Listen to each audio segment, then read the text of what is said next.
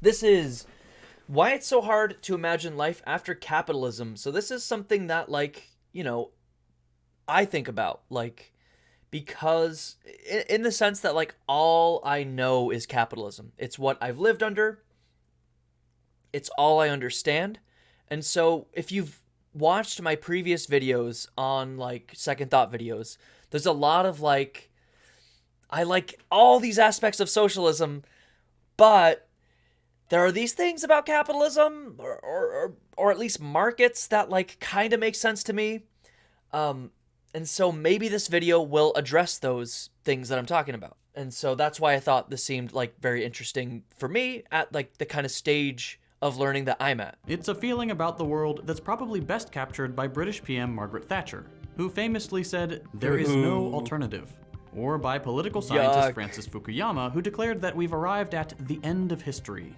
Or even by nominally socialist Labour politician Tony Blair, who said that we live in a post-ideological society, where there is no longer a left-wing or a right-wing management of the economy, only economic policy that works. There are a lot of quotes this episode. Bro. Capitalist realism. That was all brutal, even for me as someone in the transition from more of a lib.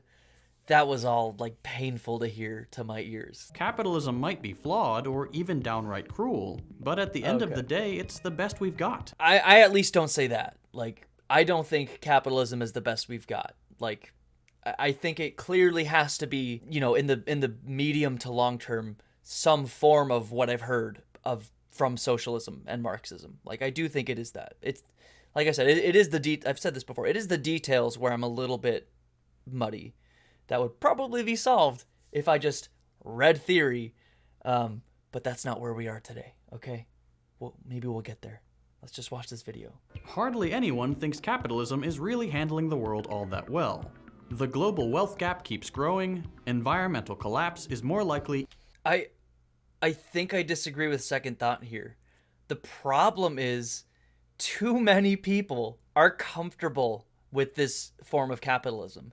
I showed it earlier in the stream. Capitalism is still at a 57% approval rating, it's 65% in 2019. No, I disagree with second thought.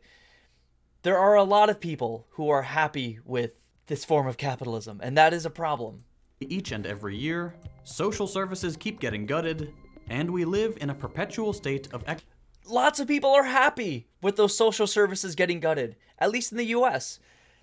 Half the population is fighting to gut more social services. I don't know. Am I missing something here? With what he's talking about? I will say this. A lot of people realize something's off.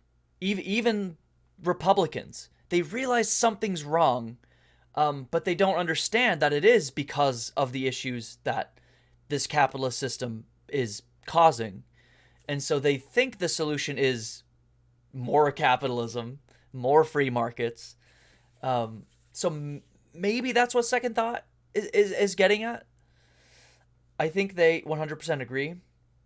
Okay, so this is more of what second thought's getting at, rather than they're just more supportive of they're not saying they're supportive of what's happening. Even the people who are supporting more free markets understand something's off.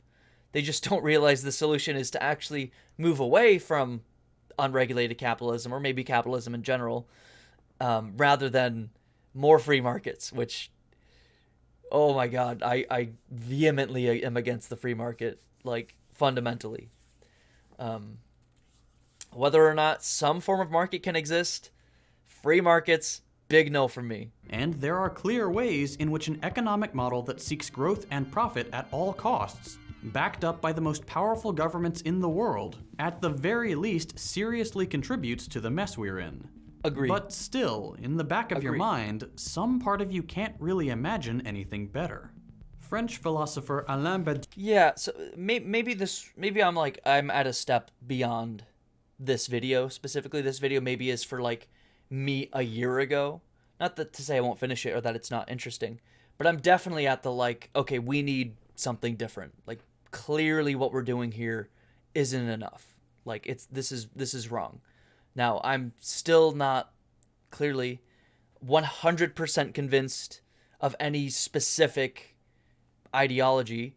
Like I said, broadly, the concepts of like socialism are appealing to me. Um, but I haven't done enough research on the specifics to like say I'm a this, I'm a that.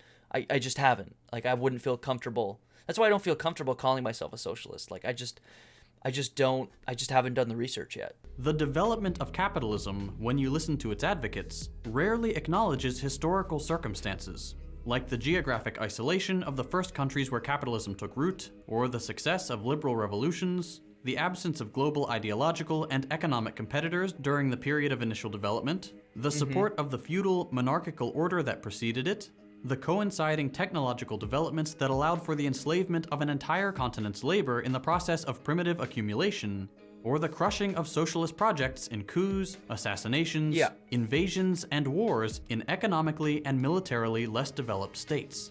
Yeah, he just kind of debunked in that very short spiel, like the idea that like, oh, socialism clearly can't ever work when there's like so much more context to like examine as to like why a socialist economic system hasn't yet been able to take root.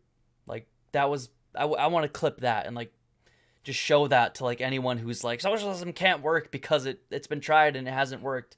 It's like, no, you have no idea the like truly deep historical context about this topic. Sometimes gorillas punch each other, and that's why you deserve to be poor.